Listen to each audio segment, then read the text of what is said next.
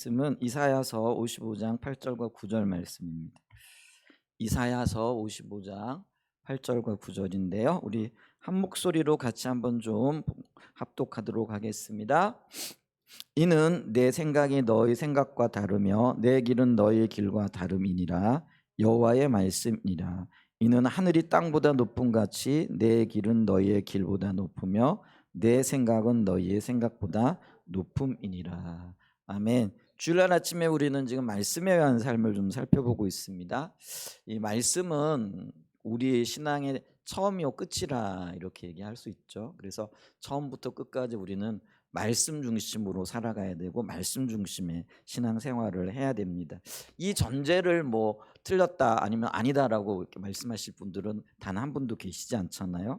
그런데 이 말씀에 의한 삶이 우리의 삶의 중심이 되어지기 위해서는 적어도 세 가지가 우리의 삶에 핵심적으로 이해되어져야 되는데, 첫 번째가 뭐냐면은 성경이 우리의 신앙을 위한 우리의 신학과 삶과 사역의 기준이 되어져야 된다라는 거죠. 이 말은 실질적인 기준이 되어져야 된다라는 거예요. 다른 게 아니라 이론적으로 그렇죠 이렇게 얘기할 수 있는데, 이론이 아니고 삶의 모든 영역에서 그 말씀이 우리의 삶의 기준이 되어져야 되고 또 척도가 되어져야 된다라는 그런 의미가 있고요.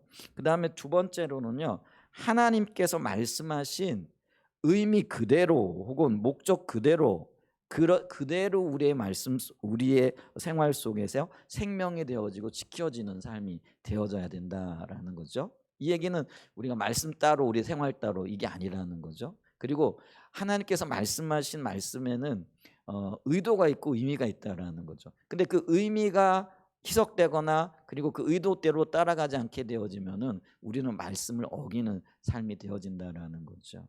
그래서 하나님이 왜 이 말씀을 하셨고 이 시대 가운데 이 말씀이 어떻게 적용되어질 수 있는가를 우리는 끊임없이 고민하면서 성령께 물어야 된다라는 그런 의미가 있죠. 그 다음에 세 번째, 신학을 위한 네 가지 출처의 올바른 순서 위에 서야 된다라는 거죠. 신학을 위한 이 올바른 순서, 출처, 성경, 전통, 이성, 경험, 요 네 가지가 되어져요. 근데 요한 웨슬리 목사님은 요거를 뭐라고 얘기를 했냐면 우리의 신앙을 위한 내 기둥이라 이렇게 얘기를 했어요. 집을 지을 때 보면 이렇게 기둥이 세워지잖아요. 이 기둥이 없으면 집이 온전히 세워지지 않는데 우리의 신앙생활을 위한 가장 중요한 네 기둥이 있는데 그게 우리가 지금 얘기하고 있는 네 가지 출처예요. 근데 이제 이분은 체험적인 신앙을 굉장히 감리교회가 예전에는 뭐라 그럴까 강조했었어요. 그래서 성경이 제일 위에, 그 다음에 체험, 그 다음에 이성, 그 다음에 전통. 이제 우리가 생각하는 것과는 조금 이제 순서가 조금 바뀌어져 있어요. 근데 그럼에도 불구하고 가장 위에는 지금 뭐가 가 있는 거죠? 성경이 가 있는 거죠. 근데 오늘날에는요, 요거를 조금 그 순서가 더 잡혀져야 돼요. 그게 어떻게 왜 그러냐면은요, 예를 들면 체험이 너무 강조되어지다 보니까요, 이게 신비적인 어떤 요소로 흐를 가능성들이 크기 때문에, 그래서 우리가 지금 살펴보는 거는 가장 먼저는 성경이 되어져야 되겠고요. 또 오랜 시간 세월 동안 우리 가운데 이렇게 좋은 영향력을 미친 전통, 그 다음에 이성, 경험, 이제 요 순서를 따르는 것이 가장 좋겠다 싶습니다. 그러면서 우리가 신학을 위한 네 가지 출처 가운데에서 전통에 대해서 지난 주간에 살펴봤잖아요. 근데 전통은 뭘 의미하느냐? 성경을 토대한, 성경을 기초로 한 교리나 문화가 시간이 흐르면서 형태화되어진 거라는 거죠. 예를 들면은 이제 뭐 지난 주간에 말씀드렸듯이 삼위일체, 이것도 전통이에요. 교리로 성경에는 삼위일체란 말이 용어라가 안 나오지만은 그게 성경적인 가르침의 기초에서 그 교리가 나왔단 말이에요. 근데 그게 전통이 되어진 거예요. 그럼 이제 우리 일상생활에서 살펴볼 수 있는 전통은 어떤 것들이 있느냐면, 한국 교회는 특별히 뭐가 있다 그랬어요? 담배 안 하는 거, 술 안 먹는 것, 그 다음에 이제 뭐 여러 가지 그 수요 예배라든지 새벽 예배라든지 이런 것들도요. 성경에는 새벽 예배라 뭐 저기 금요철야 예배라 이런 거 없잖아요. 그런데 기도하는 삶을 살고자 하는 그런 마음으로 우리가 새벽에도 모이고 수요일 날도 모이고 금요일 날도 모이자. 요게 이제 우리 한국 교회는 이제 전통이 이렇게 되어졌고요. 또 그리스도인의 정결한 삶을 위해서는 술 먹으면 안 된다. 왜냐하면 우리 선교사님들이 한국 교회 와 보니까요. 특별히 농한기에 한국 남자들이 이렇게 조선 시대잖아요. 그 농한기에 할 일이 없으니까 모여가지고 사랑방에 모여가지고 맨날 술 먹고 하는 게 노름하는 거죠. 술을 먹으니까 이성이 없어지고 이성이 없어지니까 온갖 행패들이 나오는 거죠. 비이성적인 행동들 나오고 이제 이러니까 교회 다니는 사람들은 술부터 끊자. 그다음에 담배도 피자. 노름도 하지 말자. 이제 이러면서 이게 이제 근데 정결한 삶을 위한 그리스도인의 삶이잖아요. 이게 성경적인 가르침인데 이게 이제 한국 교회는 그렇게 정착이 되어져 있는 거죠. 그게 이제 전통이 되어졌어요. 굉장히 아름다운 일이죠. 그래서 전통은 굉장히 소중해요. 성경적인 토대에 있기 때문에. 그런데 문제는 뭐냐면은요. 이 전통이 성경 위로 가는 거죠. 그래서 전통을 통해 가지고 성경 말씀을 보는 거죠. 어떻게 그런 일이 있겠는가? 있어요. 예를 들면은 우리가 그 성경에 나오는 이 그 바리새인들이 고르반 제도라는 것 있잖아요. 그게 이제 하나님을 섬기기 위한 것인데 근데 성경에는 부모를 공경하라라는 말씀이 있는데 그 하나님 섬긴다라는 전통 그 하나님을 섬긴다라는 그것을 잘 섬기기 위해서 고르반이라는 제도를 세워놨는데 그 고르반 제도라는 전통을 지킨다라는 것 때문에 내 부모를 공경하라는 말씀을 안 지키려는 거죠. 그러니까 이게 전통으로 성경을 보게 되어지는 거죠. 그런 일들이 오늘날 우리 가운데도 이렇게 있는 것들을 이렇게 보죠. 예를 들면 그래요. 예배 순서도 하나의 전통이죠. 여러분 성경에 보면 예배를 이렇게 드려라 하고 순서가 정해져 있는 게 아니에요. 근데 예배를 잘 드리기 위해 가지고 순서가 이렇게 정해졌어요. 근데 그게 불과 한 100년 전, 150년 전에 정착되어지기 시작을 했어요. 근데 여러분 보세요. 내가 다니지 않는 다른 교회 가가지고 이 예배 순서가 내가 드리는 그 교회의 예배 순서하고 조금만 달라도 우리는 어떻게 평가를 하는 거죠? 이 교회는 이상하다. 이 교회는 예배를 왜 이렇게 드리느냐? 뭐 이렇게 생각을 하는 거예요. 그러면 있잖아요. 그게 내가 가지고 있는 전통을 가지고 어떤 면에서는요. 예배는 있잖아요. 하나님 앞에 하나님을 만나기 위한 전제가 되어 있는 거잖아요. 그래서 이 하나님을 만나기 위한 전심으로 예배를 드리는 그 모습들을 보면서도 이 교회는 순서가 안 맞아. 우리 교회하고는 순서가 달라. 그러니까 이 교회는 이상한 거야. 그러니까 이 교회는 오면 안 돼. 뭐 이런 뭐죠? 그 판단이 설 수 있다라는 거예요. 여러분 그렇지 않으세요? 내가 익숙하게 그 기억하고 있는 거 혹은 내가 익숙하게 행하고 있는 것들과 조금만 달라도 우리는 어떻게 생각을 하는 거죠? 틀렸다라고 생각을 하는 거죠. 근데 그거는 틀린 게 아니라요. 주님을 예배하는 거라든지 우리가 주님을 따라가는 어떤 모습이 조금 다른 거예요. 근데 이 다른 거는요. 얼마든지 용납이 되어져야 되는 거예요. 아멘. 우리 교회에 오시는 분들이 가장 어려워하는 것 중에 하나가 뭐냐면요. 찬양과 경배가 찬송가 곡이 아니고 또 이 그 좀 예배 이제 찬양과 경배 시간이 좀 길다라는 것 때문에 그래요. 근데 우리는요. 어떻게 하면 하나님을 더 잘 예배하고 높일 수 있을까를 고민하고 또 하나님 인도를 따라 가지고 우리 교회에 맞는 예배는 이렇게 했으면 좋겠다. 그래서 찬양과 경배를 조금 충분하게 드렸으면 좋겠고 그리고 하나님의 말씀을 듣는 데 있어서도 우리는 있잖아요. 그 정해진 시간이 있죠. 예를 들면은 교회에서는 한 목사님이 설교는 한 25분 정도 하는 게 제일 적당하다 이렇게 얘기를 해요. 제가 신학교에서도 그렇게 배웠거든요. 그리고 대부분의 한국 교회가 그 정도 시간을 할애해요. 근데 문제는요. 그게 좋아요. 뭐 그렇게 할 수 있으면 얼마든지 그렇게 할 수 있으면 되는 거죠. 근데 내가 하고 있는 그것 때문에 다른 교회에서 예를 들면 40분 예배 드리고 1시간 예배 드릴 수 있잖아요. 근데 그걸 보고 그걸 틀렸다라고 얘기하면 안 된다라는 거예요. 왜냐하면 그 교회는 어떻게 하면 하나님의 말씀이 우리의 삶 속에 더 이렇게 그 뭐랄까 영향력을 미치고 또 하나님께서 일하실 수 있는가를 고민하다가 25분 가지고는 안 된다라는 거죠. 그러니까 말씀을 충분히 들어야 된다라는 거죠. 여러분 우리가 그 미국의 대2차 각성, 뭐 대부흥 운동 기회에는 대표적인 분들이 조나단 에드워즈 같은 분들이잖아요. 근데 그분들은요 보통 4시간을 설교를 했어요. 오늘날 아마 한국교회 교인들이 그때 당시에 가가지고 설교를 들으면 몸을 비틀고 아마 난리가 날 거예요. 그리고는 야 이거 이상하다 틀렸다 이렇게 얘기를 할 거예요. 그런데 여러분 그게 아니에요. 그거는 다른 거지 틀린 게 아니에요. 그 시대에는요 하나님을 충분히 알기 위하여 하나님의 말씀을 듣기를 원했던 거예요. 그럼 이 시대도요, 하나님을 충분히 알기 위하여 우리가 말씀을 더 들어야 할 필요성이 있어요. 근데 그것을 인식하는 분들은 주님 앞에 나와 내 시간을 더 드리는 거예요. 여러분, 예배 시간이 언제부터 11시부터 12시까지 되어져야 된다라는 그게 있었어요? 없어요. 초대교회도 보세요. 성경에 보면은요, 그들은 하루 종일 모여 주님을 예배하고 높이고 교제하고 그랬단 말이에요. 근데 어느 순간에 예배는 1시간 안에 딱 드려야 돼. 순서에 딱딱 맞게 드려야 돼. 만약에 그게 아니면은 마음이 불편한 거죠. 불편할 수 있어요. 왜냐하면 다 다르니까요. 그런데 내 불편함을 가지고 이게 틀렸다라고 말하면 안 된다라는 거죠. 누군가는 하나님을 더 높이기를 원하고 말씀을 더 듣기를 원하고 주님의 임재 가운데 더 잠기기를 원하는 거죠. 그래서 우리 한사랑의 예전교회가 선택한 거는요, 어떻게 하면 주님을 더 높이고 말씀 가운데 더 잠기고 더 충분하게 우리가 예배를 드릴 수 있을까, 이거를 고민하는 거예요. 그래서 제가 내린 결론이 그거예요. 나 25분 가지고는 도저히 어떤 한 주제를 가지고도 설명 못 해내는 거예요. 제가 그럴 능력이 없어요. 그러니까 저는요, 또 다지고 또 다지고 또 다지고 충분하게 한 주제를 논하고 한 주제에 대해서 말씀을 가르치려고 그러면은 충분히 시간이 더 필요하다라는 거예요. 그러면 여러분들은요, 그게 익숙하게 또 훈련이 되어져 가야 돼요. 왜냐하면 이거는요, 다른 거지 틀린 게 아니거든요. 근데 많은 경우에요, 틀렸다라고 얘기를 해요. 저 교회는 이상하다라고 얘기를 해요. 저 교회는 너무 오랫동안 예배를 드린다라고 이렇게 얘기를 하더라고요. 여러분, 그게 틀린 게 아니고요, 조금 다른 거예요. 우리 한사랑의 예전교회는 우리의 방식대로 하나님을 조금 더 알기를 원하고 조금 더 높이를 원하고 조금 더 주님께 가까이 나가기를 원하는 거죠. 아멘?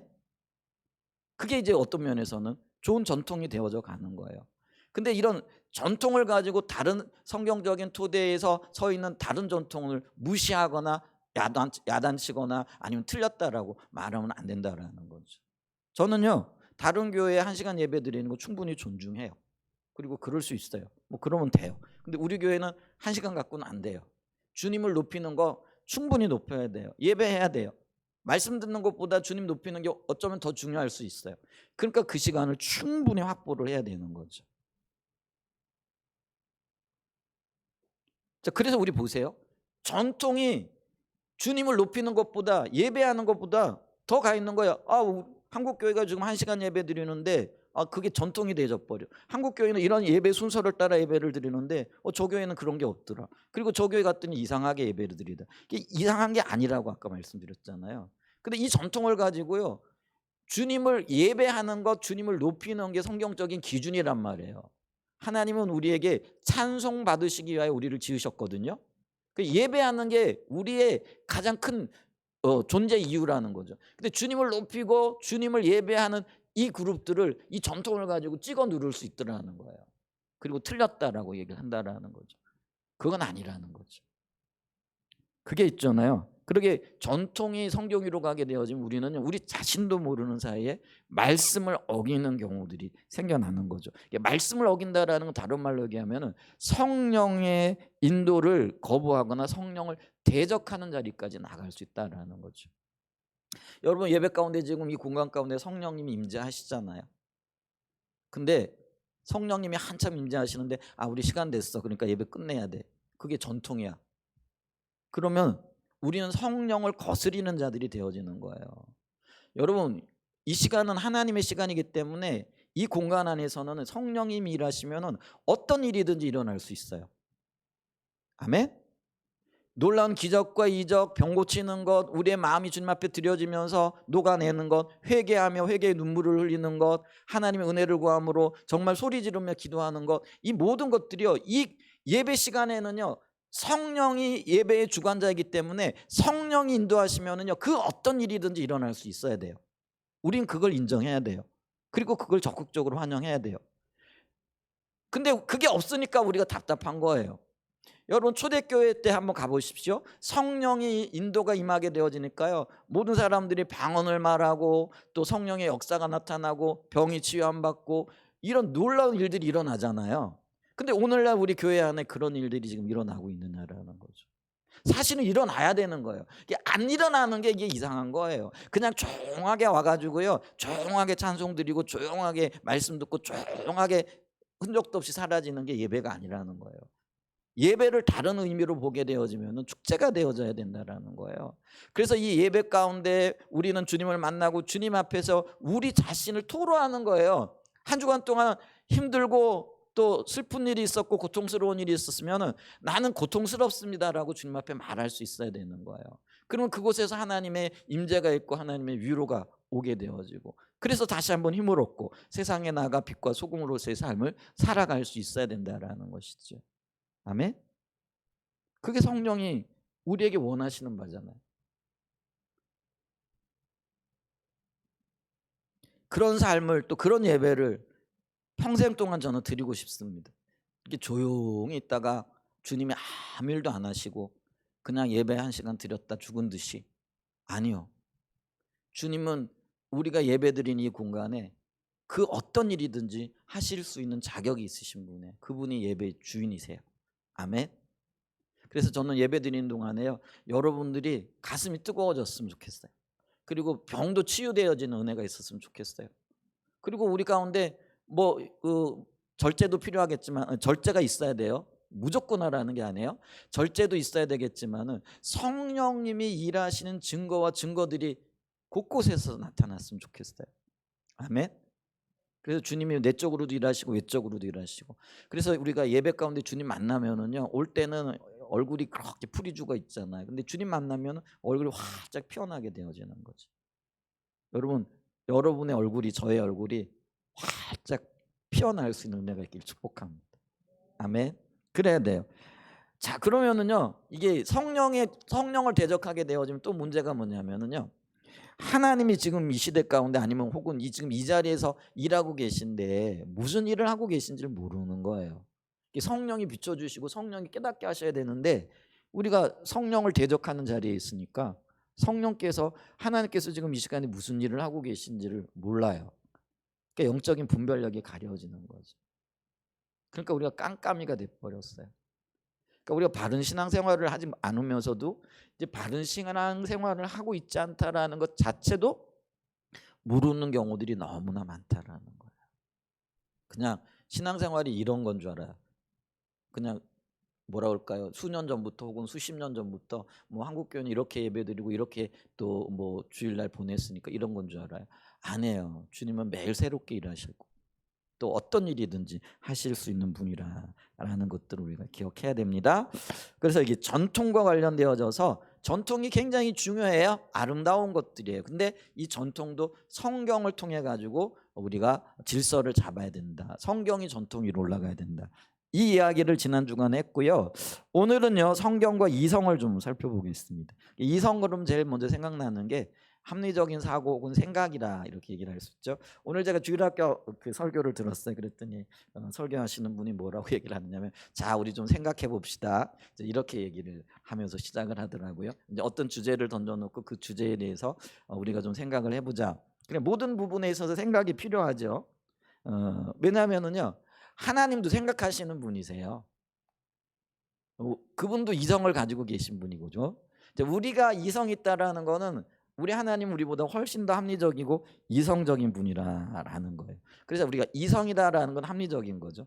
그래서 하나님도 굉장히 합리적이고 이성적인 분이세요. 예를 들면은요, 우리 성경에 보면은 슬로봇이 딸들이 있는데 거기들이 그 가나안 땅에 들어가 가지고 그 땅을 분배할 때에 이 땅을 분배하는 기준이 전부 다 아들들에게만 가는 거예요. 그랬더니 네 딸들이 모세를 찾아가 가지고 아마 이렇게 얘기했던 거예요. 자, 우리 모세님 한번 생각 좀 해보십시다. 우리도 하나님의 자녀들인데 우리는 지금 우리 아버지가 아들이 없고 우리 딸만 넷이 있습니다. 근데 이게 땅들이 아마 그 아들들에게만 상속되어지면은 그럼 우리 아버지의 기업이 사라지는 거 아닙니까? 그러니까 우리 좀 이성적으로 합리적으로 좀 생각을 해가지고 우리 딸들에게도 이 재산이 이렇게 올 수 있도록 좀 그 선처를 해주십시오. 그랬더니 모세가 하나님 앞에 물어보자 이렇게 했더니 하나님 뭐라고 얘기하세요? 내 딸들의 말이 옳으니 이렇게 얘기를 해요. 이게 합리적이라는 거예요. 이성적이라는 거예요. 우리 하나님은요, 굉장히 합리적이고 이성적인 분이십니다. 그리고 우리 신앙생활도요, 합리적이고 이성적으로 해야 됩니다. 틀림없죠? 그래서 이성은 굉장히 중요한 거예요. 근데 문제는 뭐냐면은 이성적이고 합리적인 것이 중요하고 옳은 것이라고 할지라도 이 이성적인 것이 합리적인 것이 성경 위로 가게 되어질 때는요, 이게 그 하나님의 뜻을 거스리는 역할을 하게끔 되어져 있다라는 거죠. 왜냐하면 이성이라는 거, 합리적이라는 게요, 이게 기준이 어디에 있느냐라는 거예요. 사람마다 달라요. 사람마다 생각하는 합리적인 것, 이성적인 것이 다 다르다라는 거예요. 그럼 이 이성적인 것이 무엇의 통제를 받아야 되느냐? 어떤 질서 밑에 서야 되느냐? 성경의 통제를 받아야 되고 성경의 질서 밑에 서야 된다라는 거예요. 아멘. 그걸 우리가 이해를 해야 된다라는 거죠. 그래서 우리가 두 번째로 좀 살펴볼 수 있는 게, 첫 번째로 하나님은 합리적인 분이시라는 거고요. 두 번째는 이 합리적인 혹은 이성이 성경 위로 가면은 문제가 생긴다라는 거죠. 자, 그랬을 때 이게 왜 문제가 생기냐면은요, 우리는요 이성적인 판단을 하고 사고를 할 때도 전제가 있어요. 그게 뭐냐면 하나님을 전제로 하고 이성적인 판단과 이성적인 사고를 펼쳐 나가야 된다라는 거예요. 아멘. 자, 제가 한번 보죠. 이 하나님 없는 이성적인 판단, 이게 이제 그게 신학적인 어떤 열매를 맺은 게 자유주의 신학이에요. 쉽게 얘기하면은 하나님을 전제하지 않고 이성적인 인간의 판단과 기준을 가지게 되어질 때 신학은 자유주의 신학이 되어지고요. 또 우리의 삶은 어떤 면에서는 인간 중심의 삶이 되어진다는 거예요. 자, 이게 자유주의 신학이라는 거는요, 이성적인 판단을 굉장히 중요시 여겨요. 그래서 어떻게 하냐면은, 예를 들면은 이 모세가 이렇게 홍해를 갈랐잖아요. 그러니까 어떻게 지팡이를 내밀었다고 바람이 불어왔다고 홍해가 갈라지느냐? 그리고 그 홍해로 군대가 지나가고 뭐 이런 일들이 있을 수 있느냐? 그거는 아무리 생각해도 있을 수 없다. 그래가지고 이제 합리적인 사고를 하다가 보니까 뭐예요? 아, 그거는 바다 한가운데가 아니라 바다 가운데에 갈대숲이 있었던 곳인데 물이 좀 빠지면서 그 갈대숲을 건너갔을 것이다. 이런 진단을 내리기도 하고요. 그래가지고 이 홍해를 갈라지는 사건은 있을 수가 없는 거다. 그러면서 이거는 좀 이상한 거니까 이걸 좀 성경에서 빼야 돼. 자, 또 하나 신약에 오게 되어지면은 마리아가 성령으로 잉태했죠. 근데 이제 이성적인 판단과 인간적인 어떤 사고를 가지고 결혼 관계 안에서, 남녀 관계 안에서 아이가 생기는 거잖아요. 근데 이게 어떻게 있을 수 있느냐? 그러니까 이건 있을 수가 없는 거다. 그러면서 이게 이 마리아 잉태설, 그러니까 성령으로 잉태설을 빼버린 거예요. 그러니까 성경에서 우리가 기적이라고 얘기할 수 있는 것들, 하나님이 하실 수 있는 어떤 일, 모든 것들이 빠지는 거예요. 왜요? 이성이 앞서니까, 합리적인 사고가 앞서니까 그건 안 되는 거예요. 그러면서 그들이 전부 다 성경을 난도질을 한 거예요. 그게 실질적으로 있었던 일이에요. 100년 전에. 그래가지고 성경에 남는 거는요, 하나님의 역사는 모두 다 빠져버리고 뭐만 남은 거죠? 거기에 윤리적인 도덕적인 기준, 도덕적인 가르침만 남은 거예요. 여러분, 성경이요, 그게 성경에는 도덕적이고 윤리적인 가르침이 분명히 있어요. 근데 그 도덕적인 가르침과 윤리적인 가르침 이면에 하나님의 역사가 있다라는 거예요. 근데 하나님의 역사는 다 빠져버리고 요것만 남은 거예요. 그러니까 이제 성경이 반쪽짜리 성경이 되어지는 거예요. 여러분, 저와 여러분들이 전부 다 그 영향을 받았어요. 부활 믿으시지요? 근데 교회 안에 예수님의 부활을 안 믿는 사람들이 생각보다 많다라는 건 여러분 아세요? 그게 어떻게 있을 수가 있냐? 죽으면 한번 끝이지. 죽은 사람이 어떻게 일어나느냐? 그러면 이제 우리가 임사체험이라는 것이 있어요. 여러분, 요즘도요, 죽었다가 일시적으로 살아난 분들 많이 있어요. 여러분, 유튜브 한번 찾아보세요. 죽었다가 살아난 분들, 실질적으로 죽었다가 살아난 분들, 저는 실제로 그런 분도 만나봤어요. 있어요. 근데 이제 문제는 뭐냐면, 이제 그건 알겠어. 근데 그들도 다시 죽었지 않았냐? 근데 우리 주님의 부활은 그것과는 다르잖아요. 다시 살아나셔가지고, 그러니까 임사체험한 사람들은 다시 살아나가지고 며칠 살다가 죽든지 아니면 조금 더 살다가 죽는 거예요. 근데 우리 주님은요, 사시되 영원히 사신 거잖아요. 그죠? 이제 그러니까요, 인간적인 이성 인간적인 사고로 어떻게 죽은 자가 다시 살아나는 거냐라는, 그건 종교적인 환상이지, 그냥 우리가 그냥 믿음으로 그냥 인정해 주는 것뿐이지 실질적으로 그런 일은 있을 수가 없어, 이런 거예요. 거기 뭐가 빠졌어요? 우리 하나님의 능력, 하나님이 전제되어져 있는 이게 빠져버렸다라는 거죠. 그러니까 우리가 이성적으로 생각하면 그래요. 경험적으로 봐도 그렇고요. 죽었다가 다시 사는 사람, 영원히 사는 사람 못 봤거든요. 그러니까 이제 이 예수님의 이 성령 잉태설도 그렇고, 성령의 잉태로도 그렇고, 예수님이 부활한, 이거는 진리가 아니고 그냥 설이야.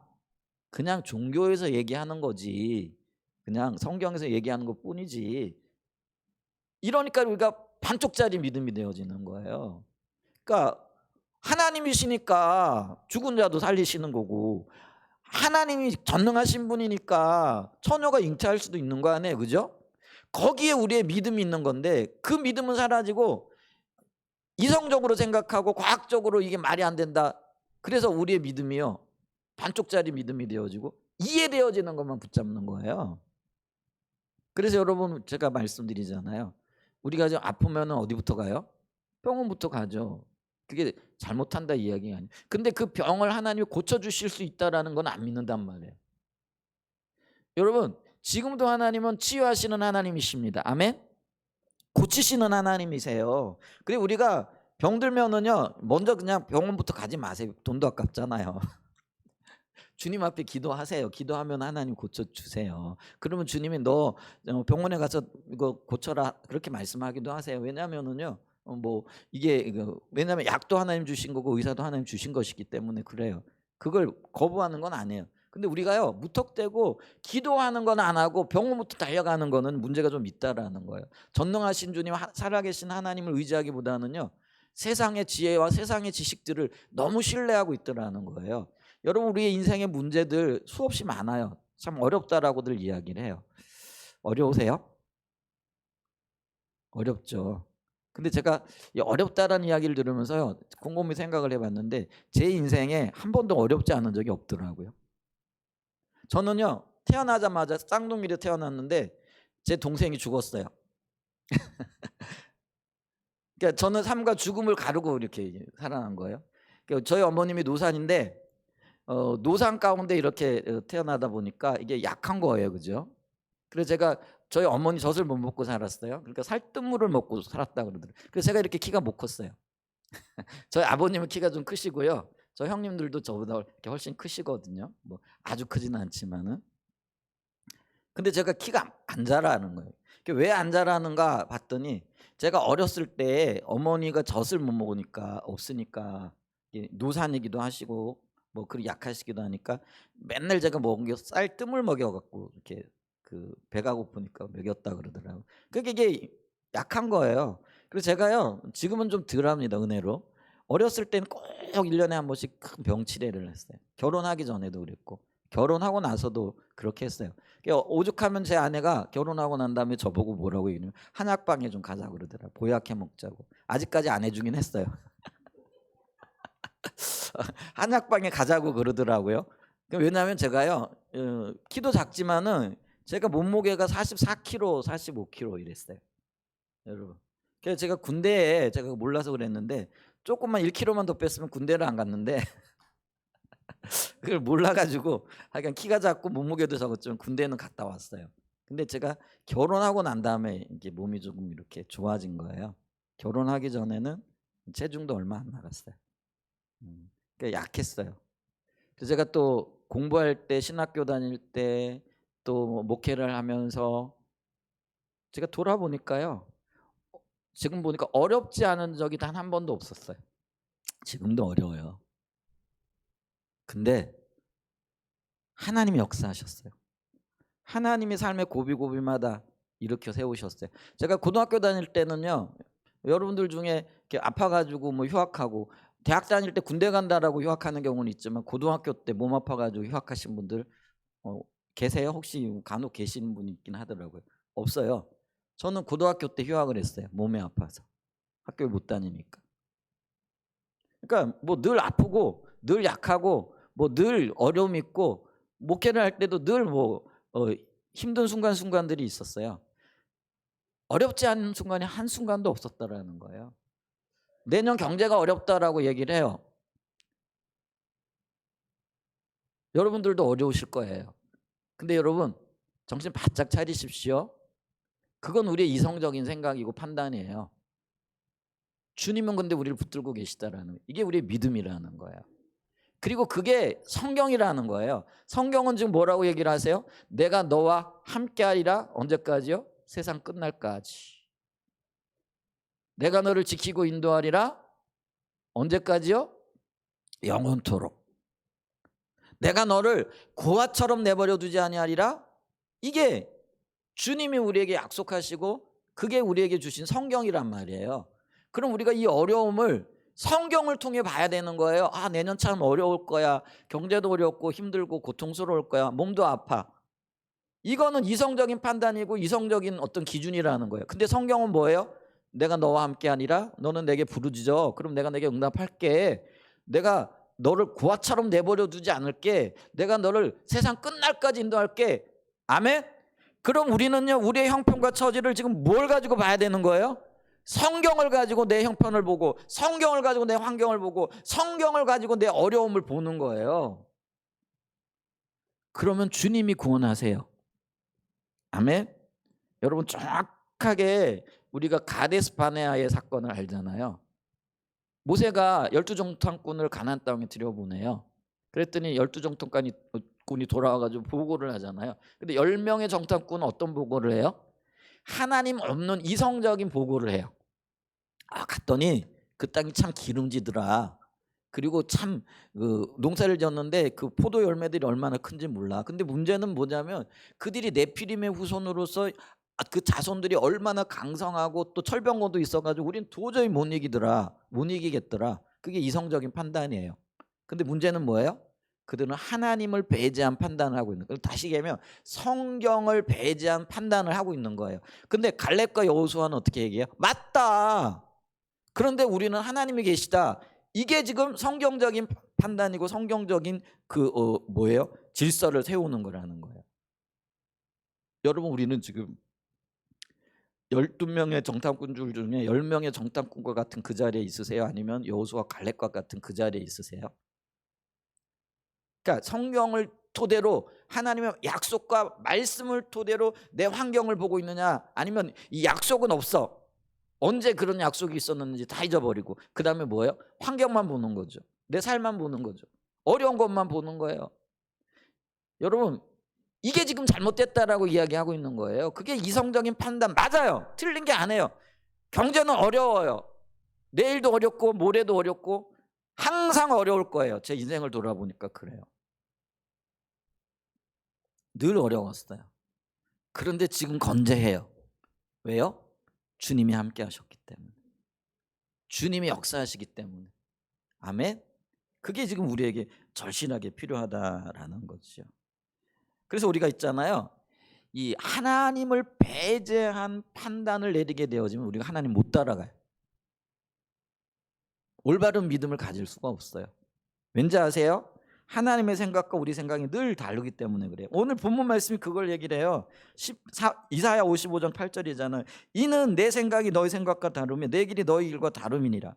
이게 여호와의 말씀이니라. 하나님의 말씀이 뭐라는 거예요? 야, 내가 보니까 내 생각과 너희 생각이 항상 달라. 내 길과 너희 길이 달라. 그러니까 너희들 네 고집 부리지 말고 내게로 와, 이렇게 얘기를 한다라는 거예요. 그죠? 그래서 9절 보세요.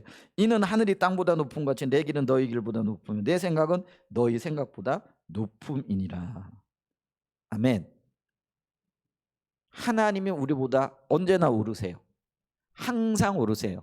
하나님의 생각과 하나님의 계획이 정답이세요. 아멘. 그 정답 내려놓고 우리는요, 답도 안 나오는 우리의 생각, 우리의 이성, 우리의 판단, 이거 가지고 지금 헤매고 있잖아요. 그렇지 않는 은혜가 있기를, 그 은혜가 임하기를 예수님의 이름으로 축복하고 축원드립니다. 고린도전서 2장 8절에도 이렇게 얘기를 해요. 이 지혜는 이 지혜는 하나님의 지혜를 얘기해요.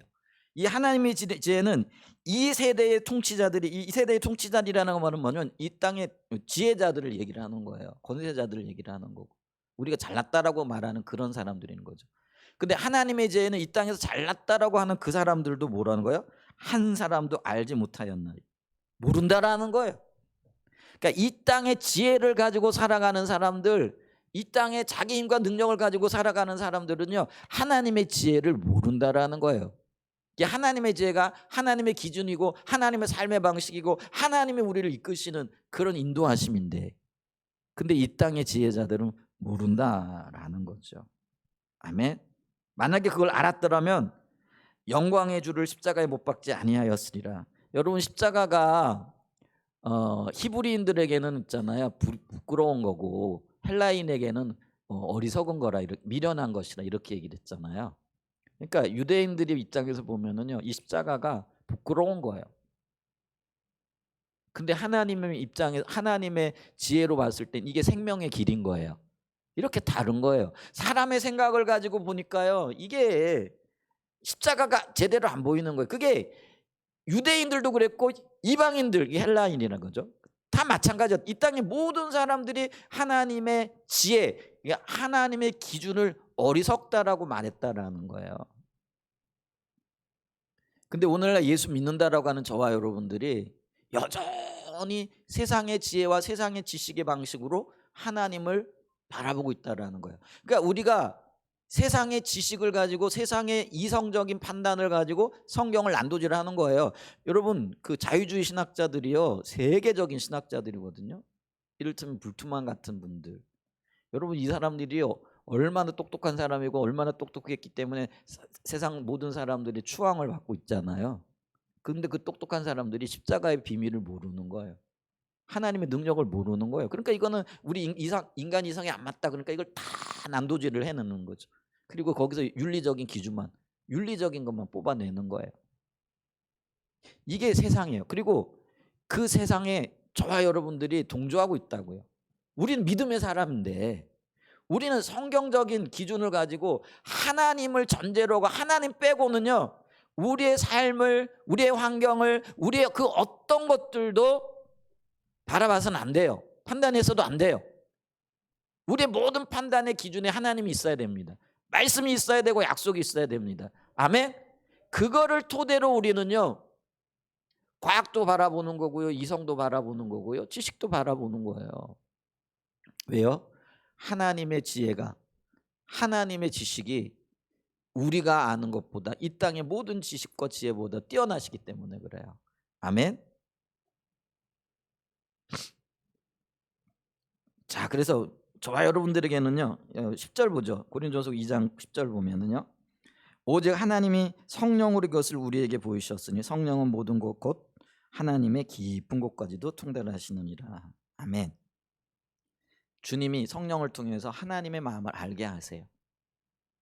그 마음이 우리에게 있어야 되고요, 그것이 믿음으로 주님 앞에 드려져야 되고요, 그래서 주님의 마음과 우리의 마음이 하나가 되어져야 돼요. 아멘. 행복하지 않으세요? 연합인데 오늘 우리 성찬할 거예요. 제 아내가 그러더라고요, 성찬이고 요즘 간격도 별로 없는 것 같고. 그래서 여러분, 성찬은요, 감격이 있다고 하고 안 하고 이건 아니에요. 왜냐하면은요, 이 성찬은 주님이 그 다시 오실 때까지 나를 기억하라고 하셨기 때문에 사실은 이게 매주 해야 돼요. 예배 모일 때마다. 근데 이제 우리가 여러 가지 엮어서 한 달에 한 번만 하거든요. 근데 이게 이제 버릇이 되고 습관이 되다 보니까 이게 주님이 나와 함께 한다는 연합의 의미고, 또 주님이 지신 십자가를 기억하며 내가 주님과 동행한다는 삶의 고백이 담겨져 있잖아요. 그러니까 이 성찬은요, 너무나 감격스러운 거예요. 근데 처음에 우리가 코로나 때는 성찬 못 했잖아요. 이제 코로나 끝나고 난 다음에 성찬하니까 참 감격스럽더라고요. 근데 이제 코로나 끝나고 매달 하다 보니까요, 이게 버릇이 되고 습관이 되고 이렇게 돼 버린 걸 별로 감격이 없는 거죠. 회개해야 돼요, 저 여러분들. 사실은 이 연합, 주님과 온전하게 연합하는 엄청난 의미가 있는 거잖아요. 그죠? 그렇기 때문에 우리가 기대하고 기뻐해야 돼요. 매주 못하는 게 이게 안타까워야 되는데, 근데 지금 보니까 별 간격이 없고 감격이 없다. 근데 주님이 우리에게 명하신 것 중에 하나, 주의 만찬 행하는 거하고 그다음에 침례 베푸는 거하고, 이거는 우리가 주님 오실 때까지 해야 될 이런 일들이거든요. 어쨌거나 있잖아요, 주님과 연합한다라는 이 엄청난 비밀인 거예요. 엄청난 의미가 있게 되어지는 거라는 거죠. 그렇기 때문에 이 비밀이 깨달아지는 것, 이게 은혜인 거예요. 하나님의 마음이 깨달아지는 것, 주님과 하나 되어지는 것, 이게 놀라운 역사들이 있게 되어진다라는 거죠. 그런 은혜가 있기를 축복합니다. 근데 지금 우리는요, 이렇게 이성이 위로 올라감, 이렇게 이성으로 판단하고 우리 인간적으로 좀 생각해 봅시다. 이게요, 세상 사람들이 하는 이야기인데 그게 교회에도 그대로 들어와 있는 거지. 오늘날 우리가 이걸 좀 봐야 돼요. 여러분, 교회가 운영되어지는 방식 이렇게 볼 때 우리가 교회를 운영하고 교회가 하나님 인도를 받기 위하여 기도하고 기다리고 또 주님께서 말씀하시는 걸 따라가요? 아니면은 우리 모여가지고 한번 의논해 봅시다. 우리 집사님 생각은 어떠세요? 여러분 생각은 어떠세요? 자, 그럼 우리 한번 다수결로 한번 우리 손 들고 거수해 봅시다. 이렇게 해요? 우리 재직회 한다고 모여가지고 하는 일이 뭐예요? 거수하는 거잖아요. 재직회로 모이는 거는요, 우리 주님 뜻을 분별해 봅시다. 하나님께서 이 일에 대해서 어떻게 말씀하시는지 우리 기도하면서 들어봅시다. 그리고 충분히 기도합시다. 그리고는 한 주제가 나오고 그 주제를 가지고 일주일 뭐 며칠씩 기도하고 와가지고 그때 우리 하나님께서는 제게 이렇게 응답하시는 것 같아요. 주님이 이렇게 말씀하시는 것 같아요. 이렇게 얘기를 해야 되는데 우리 대부분 어떻게 얘기를 하죠? 제 생각에는요. 제 생각에는요 이렇게 얘기하는 게 정확하게 어디 방식이에요? 국회 방식이잖아요. 여러분, 그래서 우리 국회에서 지금 하는 일이 뭐예요? 그 정당들이 싸우고요, 국회의원들이 자기 생각을 내세우고요, 그러면서 아주 치열하게 싸우잖아요. 그리고 거수해 가지고요, 한 표라도 지면은요, 여러분 만약에요 거수해 가지고 어떤 일을 결정했다라고 한다면은요, 가데스 바네아에서 이스라엘 백성들은 이집트로 돌아와야 됐어요. 그죠? 12명이 투표를 했는데 10명이 안 된다, 2명은 된다, 이거잖아요. 근데 하나님의 역사는 그게 아닌 거예요. 10명이 틀렸고 2명이 맞았어요. 그죠? 그게 하나님의 뜻이었으니까요. 그러니까 우리가 이거를 알아야 돼요. 근데 우리가 이거를 봐야 되는데 아니라고 하면서도 우리는 우리의 삶의 방식이 혹은 우리 교회가 운영되어지고 교회가 하나님의 인도를 받는 영역에 있어서도 이성적인 방식, 세상적인 방식들이 그대로 들어와 있고 그걸 그대로 우리가 적용을 해나가고 있더라는 거예요. 우리 지금 예결산 위원들도 모일 거고 또 남전도회 여전도회 총회도 할 거예요. 여러분, 인간적인 방법과 수단으로 일하지 마시고 말하지 마세요. 내가 볼 땐 이게 문제 저게 문제, 이거 아니에요. 주님이 이렇게 하시는 것 같아요. 그래서 우리가 좀 더 주님께 집중해야 될 것 같아요. 조금 더 기도하면서 기다려봐요. 성령이 뭐라고 말씀하시는지 우리 한번 들어보십시다. 이렇게 돼야 되는 거예요. 아멘. 너무 생소하죠. 생소하니까 어떻게 해야 될지를 모르는 거예요. 어떻게 해야 될지를 모르니까 우리가 배워나가야 되는 거죠. 점점 배워나가야 되는 거라는 거죠. 여러분, 근데 이런 일들이 일어나기 위해서는요, 무엇보다도 중요한 게 있는데 그게 뭐냐면은요, 믿음이 필요하다라는 거예요. 믿음이 없으면은요, 우리는 이성적인 것, 또 세상 사람들이 하는 것, 이제 그런 것들을 따라가게끔 되어져 있다라는 거죠. 자, 우리가 이성을 떠나서 성경적인 토대 위에 서기 위하여 몸부림해야 될 영역인데 그럼 우리가 어떻게 해야 될 것인가? 첫 번째로요, 이 시대의 사고들 혹은 이 시대의 팽배해 있는 가치관들을 우리가 구분할 수 있어야 된다라는 거죠. 여러분 있잖아요, 우리의 이성을 사로잡고 또 이성적인 토대 위에 세워진 게 그게 열매로 나타나는 게 이 시대의 팽배한 신앙관이에요. 그러니까 이 시대의 팽배한 어떤 가치관이라는 거죠. 왜냐하면 많은 사람들이 그렇게 생각하고 많은 사람들이 그렇게 하니까 그렇게 따라간다라는 거죠. 근데요, 우리가 성경대로 살아가고 말씀이 기준되어지는 삶을 살아가기 위해서는요, 우리는 이 시대가 행하고 있는 일들이 그게 과연 옳은가 그런가 이거를 좀 따져봐야 돼요. 그러니까 이게 뭐냐면요, 너도 그렇게 하고 나도 그렇게 하고 우리 모두가 그렇게 하니까 뭐 그건 당연한 거야, 이렇게 생각하는 것들이 너무나 많다라는 거예요. 그렇죠? 그래서 우리가 그 부분을 생각해 봐야 돼요. 과연 우리가 지금 행하고 있는 일들, 이게 지금 저 교회도 그렇게 하고 우리 교회도 이렇게 하고 뭐 지금까지 모든 교회들이 그렇게 하니까 별 문제가 없을 것 같아. 그게 이제 그 시대에 팽배해져 있는 어떤 가치관들이고 그게 토대에 있는 거. 근데 그런 것들이 과연 말씀의 기초에 있는가라는 거죠. 아까 제가 얘기했잖아요. 회의를 하는 것도 그래요. 우리 예를 들면 재직회할 때 거수해 가지고 어떤 문제를 결정하는 것, 옆 교회도 그렇게 하고 우리 교회도 그렇게 하고 다른 교회도 그렇게 하고 모든 교회들이 그렇게 해요. 그죠? 근데 그게 과연 성경적인 거냐라는 거죠. 한 번쯤 이렇게 우리가 의문을 제기해 봐야 돼요. 다른 교회가 그렇게 하니까 우리 교회도 그렇게 해야 돼. 어, 저 집사님이 이렇게 하고 이 성도님이 이렇게 하니까 나도 이렇게 해야 돼. 그거요. 맞을 수도 있고 틀릴 수도 있거든요. 그럼 우리가 한 번쯤 의문을 제기해 봐요. 이게 과연 성경적인 근거가 있느냐라는 거예요. 여러분 우리가요. 우리 지금 신앙생활이 그리고 우리의 신앙이 지금 도대체 어디에 기초해 있느냐 하면은요. 대부분의 경우요. 우리는 우리의 신앙이 말씀에 기초해 있고 또 성경적인 어떤 기준을 가지고 있다. 이렇게 오해하기 쉬워요. 근데 그렇지 않아요. 우리의 어떤 신앙적인 토대가요. 굉장히 단편적이에요. 그리고요. 어떤 면에서 어떤 때는요. 요때 적용하는 거하고 요때 적용하는 게 달라요. 그게 성경적인 기준이라면은 요때나 요때나 똑같이 적용이 되어져야 되잖아요. 그죠? 그러니까 우리가요. 어떨 때는 그게 어떤 때는 이게 맞고 어떤 때는 이게 근데 이게 둘 다 어떤 때는 상반된 거거든요. 그럼 그 얘기라는 말은 뭐냐면은요. 그게 성경적인 기준이 아니고 자기의 이익을 따라 움직이는 것들이라는 거죠. 근데 이 이익이요. 그게 뭐냐면 내 마음에 드는 성경 구절들 이런 것들이 토대에 있을 수도 있어요. 성경 구절들이면 다 하나님의 말씀이냐? 그게 하나님의 말씀인 건 전제가 되어져요. 그런데 여러분 보세요. 그 말씀이 원래 의도하고 계획하고 하나님께서 우리에게 기대하고 계시는 말씀 그대로의 말씀이냐 아니면은요. 내가 기대하고 그래 내가 원하는 그 말씀이냐라는 거예요. 근데 하나님의 의도가 살아나지 않으면은요. 그 말씀은 진짜 하나님의 말씀이 아닐 수도 있다라는 거예요. 그러니까 있잖아 이 말씀을 볼 때도요. 구절만 볼 게 아니라요. 문맥을 따라 봐야 돼요. 그러니까 구절을 따라 가지고 그 구절만 그 구절이 맞을 수도 있어요. 근데 그 구절이 문맥과 어긋날 때도 있거든요. 그러면 그럴 때는요. 이 구절은요. 문맥에 맞춰져야 돼요. 전체적인 어떤 맥락 속에 들어가야 된다라는 거예요. 오해 없이 들으십시오. 하나님 말씀이 틀렸다라는 게 아니에요. 예를 들면 신천지가요. 하나님의 말씀을 이용하는데 뭐냐면 하나님의 뜻이 이루어지는 것이라면은 거짓말해도 상관없다. 그게 로마서에 나와 있거든요. 그러니까 그들은요. 봐라. 우리가 복음을 전하기 위해 하나님 뜻을 전하고 뭐 복음 전하기 한 뜻 아니냐. 그러니까 우리가 거짓말을 하는 거 이게 문제 안 된다. 그래서 그 한 구절을 가지고 이야기를 해요. 근데 그 구절은요. 지금 거짓말하라는 그런 얘기가 아니고요. 이 거짓말하는 것이 옳다라고 얘기하는 주장하고 말하는 사람들이 있으니 이것이 틀린 거다. 그게 전후 앞뒤 문맥을 보게 되어지면은요. 그 말이 아니라 전후 180도 다른 이야기를 하고 있는 것들을 쉽게 읽을 수 있거든요.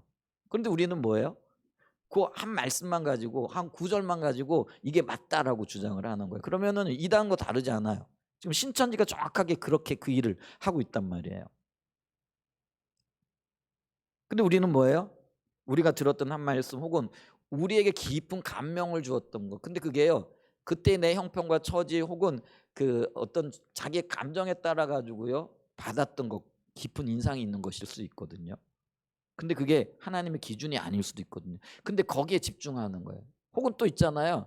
여러분 요즘 유튜브 많이 들으시죠? 방송도 많이 보시고요. 방송 설교 듣고 이러면은 다들 훌륭한 목사님들 맞으세요. 근데 그 목사님들 하는 얘기가 다 옳을까요? 여러분 보세요. 근데 우리는 어떤 인식이 있느냐면은요. 유명한 목사님 하는 얘기는 다 옳아. 큰 교회 목사님 하는 얘기는 100%야. 근데 적은 교회 목사님 하는 얘기는 아이고 저거 별 볼 일 없는 목사님. 그리고 별로 신뢰를 안 해요. 근데 여러분 보세요. 우리의 어떤 그 성경적인 지식과 기초가요. 우리가 들었던 혹은 유명한 목사님 혹은 뭐라 그럴게요. 영향력 있는 어떤 목사님이 했던 목사님들에 대한 이야기, 그분들이 한 이야기는 아주 그냥 깊이 이렇게 인식이 되어져 있어요. 그래가지고 존경할 만하고 받을 만하고 따라가야만 해요. 근데 여러분 꼭 그렇지만도 않거든요. 근데 우리의 토대가 지금 거기에 이게 있을 수 있다라는 거죠. 혹은 있잖아요. 특별히 있잖아요. 우리가 마음에 드는 성경 구절들 있잖아요. 여러분 우리 연말에 예전에 그런 거 많이 했잖아요. 뭐죠? 성경 구절 뽑기. 그래가지고 뭐죠? 송구영신 예배 드릴 때 말씀 카드 갖다 놓고 그리고는 말씀 하나 뽑아가지고 그게 올해 주신 나의 말씀이래. 여러분 그거 굉장히 큰 착각이거든요. 하나님 그렇게 말씀 안 주세요. 제비 뽑겠다고 그게 올해 내게 주어질 말씀이 아니고요. 하나님과의 관계 속에서 깊은 기도와 주님의 인도와 통치를 인정하는 가운데 주님이 주시는 약속을 붙잡아야지 카드에 적혀 있고 그거 뽑았다고 해가지고 그게 올해 내 말씀이 아닌 거죠. 여러분 만약에 그 말씀대로 되어졌다 그러면은요 아마 세상이 뒤집어졌을 수도 있을 텐데 그렇지 않잖아요. 하나님은 그렇게 역사하시지 않는단 말이에요. 근데 우리는 그렇게 마치 그게 마치 그 요술방망이에서 뭐 도깨비 방망이에서 뭐 그걸 뽑듯이 이렇게 뽑아댔단 말이에요. 그러면서 그게요 하나님 내게 주신 말씀이라는 거예요. 그리고 거기에 이렇게 기초하고 있다란 말이에요. 이게 얼마나 우리가 어긋난 일들을 지금 우리의 어떤 토대가 거기에 있는 거예요. 그러니까 거기에 토대 가지고 우리의 삶이 혹은 신앙생활이 지금 유지되어지니까요 열매가 없는 거예요. 왜냐하면 하나님 뒷받침 안 하시거든요. 하나님 그렇게 말씀 안 하시잖아요. 하나님의 말씀은요 나와 주님과의 깊은 관계 속에서 하나님께서 우리에게 그 친밀한 교제를 통하여 주시는 거예요. 그리고 그게 우리의 약속이 되어지는 거예요. 아멘. 그리고 우리가 그걸 경험해야 되는데 근데 그런 건 경험 안 왜냐하면 그건 시간이 걸리고 주님 찾아야 되잖아요. 주님과의 관계를 가꾼다는 게 얼마나 힘들어요. 여러분 사람과 사람이 친해지는데도요 물질이 따라가야 되고 마음이 따라가야 되고요 여러 가지 신경 쓰이는 게 많아요. 그러니까 요즘 세상 사람들은 어때요? 귀찮은 거죠. 그냥 신경 쓰기 싫은 거죠. 그러니까 너 따로 나 따로 그냥 각자 살자 이렇게 되는 거예요.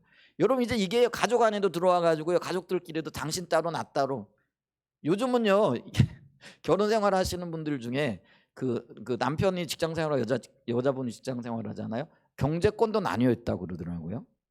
그래가지고 남편은 남편이 버는 걸로, 아내는 아내가 버는 걸로 생활비 내 가지고 공동 육아하자, 공동 뭐 하자 이런 세상이 돼 버렸죠. 여러분 근데 그게 공평한 것 같죠. 근데 하나님의 기준은 아니거든요. 하나 되어져야 되는 거거든요.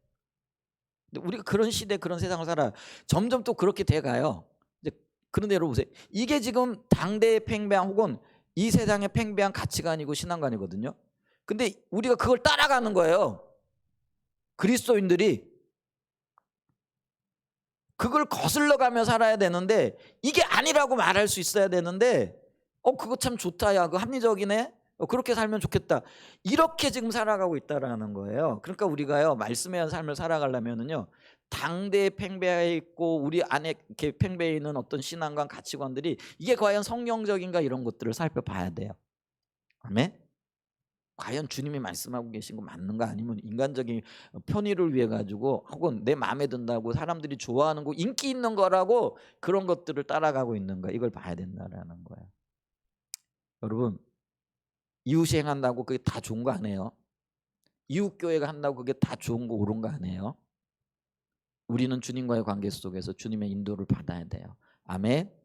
그 다음에 그렇게 우리가 그 시선이 따로가 있으면은요 그 하나님의 말씀이 안 들려져요. 우리가 예언서를 보게 되면은요 뭐라고 얘기를 하냐면 우리는 평강해 하나님 우리와 함께하고 계셔. 근데 예레미야는 망하고 지금 너희가 망해가고 있다라고 경고를 하잖아요. 근데 그들이 이사야의 선지자의 말을 안 들어요. 말을 안 듣는 게 왠지 아세요? 가만히 옆에 보니까요 잘 돼가고 있거든. 잘 살고 있거든요. 그러니까 그들은 평강하다 그러다가 멸망하는 거예요. 성경적인 관점에서 하나님의 말씀을 봐야 되는데 자기 환경을 가지고 성경을 보는 거예요. 이성적인 판단을 가지고 성경을 보는 거예요. 그래서 우리에게는요 성경을 날마다 상고하는 게 필요해요. 그래서 우리가 사도행전 17장에 보면 베레아 성대 얘기들이 나오죠. 사도 바울이 얼마나 잘 가르쳤겠어요. 그분이 복음의 핵심을 전했죠. 그랬더니 그들이 그 복음을 듣고 난 다음에 성경에서 이 사도 바울이 말하고 있는 게 옳은가 그런가 이건 날마다 상고하였더라 이렇게 얘기를 해요. 그런 어떤 것들을 우리가 볼 수 있다. 사도행전 17장 10절에 보죠. 말씀을 안 띄워주려 때 띄워주니까 이게 10절이 아닌가요? 17장 10절 쭉 보죠. 네, 11절에 보세요. 자, 한번 읽어보죠. 11절. 베레아에 있는 사람들은 데살로니가에 있는 사람들보다 더 너그러워 간절한 마음으로 말씀을 받고 이것이 그러한가 하여 날마다 성경을 상고함으로. 이게 그리스도인의 자세가 되어져야 된다. 여러분 아무리 유명한 목사님이 설교하고요, 내 마음에 드는 목사님 설교하고요, 혹은 저분은 내 마음을 잘 아네, 뭐 이런 분들이 설교하는 것이라고 할지라도요, 여러분 그것이 성경적인 근거가 있는가, 성경과 배치되지는 않는가, 이걸 분명하게 여러분 스스로가 고민하시고 그리고 받아야 돼요. 아멘. 그게 올바른 자세라는 거예요. 그래야만이 우리가 이 성경에 토대한 신앙생활과 삶을 살아갈 수 있게 되어지는 거예요. 그 다음에 두 번째, 이렇게 고민하다가 하나님의 말씀이 발견되어지고 말씀이 옳다 이게 밝혀지잖아요. 그러면은요, 밝혀진 그 말씀들을 순종함으로 따라 나가야 돼요. 만약에 순종하지 않으면 그건 이론이고 지식에 불과해요. 그리고 그 깨달음이라 이게 별 의미가 없게 되어지는 그런 것들이라는 거죠. 그래서 있잖아요. 이 그 이론을 이길 수 있는 혹은 이성을 이길 수 있는 유일한 방법은 뭐냐면은요, 말씀이 그러한가를 발견하고 그 말씀대로 살아가야 돼요. 순종의 삶이 필요해요. 아멘. 요한복음 7장 17절에 보면은요 이렇게 얘기를 해요. 예수님이 하신 말씀에 사람이 하나님의 뜻을 행하려 하면 이 교훈이 하나님께서 왔는지 내가 스스로 말하는지 알리라. 순종하려고 할 때에 이게 정말 하나님의 말씀이 아닌지 이게 순종해봐야 알게 되어지고 깨닫게 되어진다는 거예요. 아멘. 그 다음에 또 요한복음 8장 31절과 32절에 보면은요, 그러므로 예수께서 자기를 믿은 유대인들에게 이르시되 너희가 내 말에 거하면, 여기서 내 말에 거한다면 이게 뭐냐면은요, 순종의 삶을 얘기를 하는 거예요. 말씀이 내 안에 거한다. 그 말씀을 받았어요. 그리고 그 말씀대로 따라 살아가는 거예요. 그 말씀 따라 지키고 행하고 살아갈 때에 그게 거하는 거예요. 그럴 때에 내 참 제자가 된다는 거예요. 참 제자는 누구예요?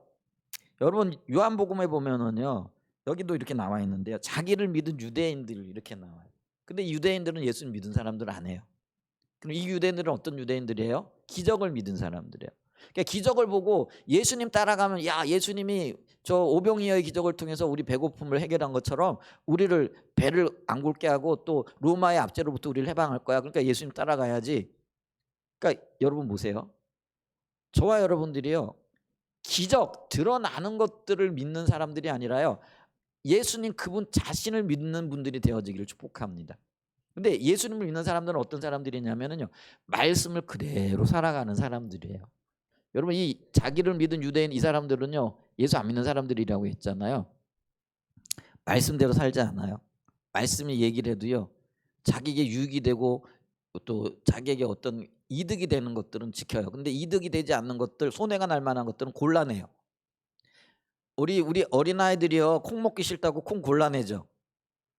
저도 예전에 많이 그랬어요. 파 안 먹었어요. 지금은 잘 먹어요.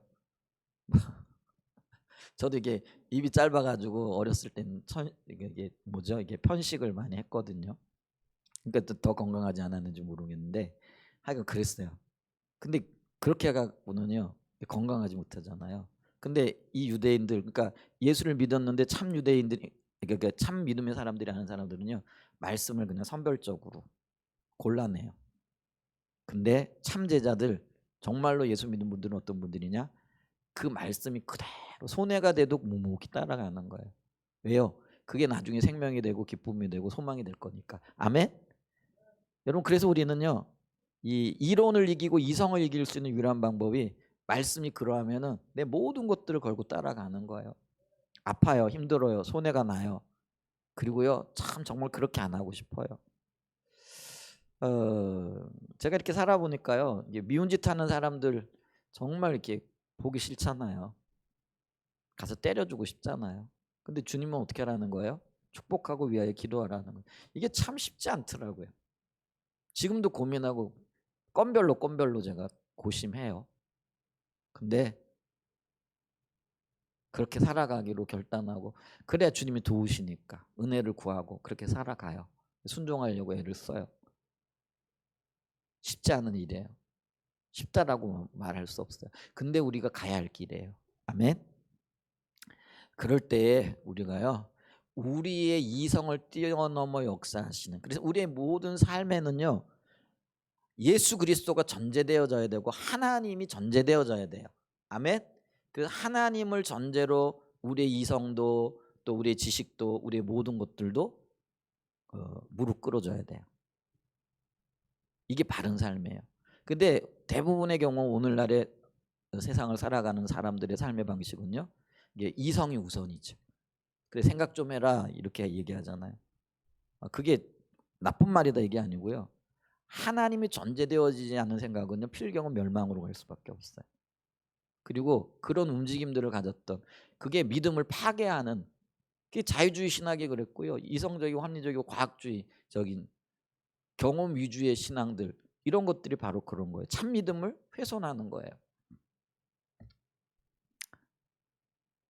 모든 이론들 위에 성경을 굳건하게 세울 수 있는, 하나님이 전제되어져 있는 삶의 방식을 살아가는 그런 귀한 은혜가 있으시기를 예수님의 이름으로 간절히 축복하고 축원드립니다. 아멘.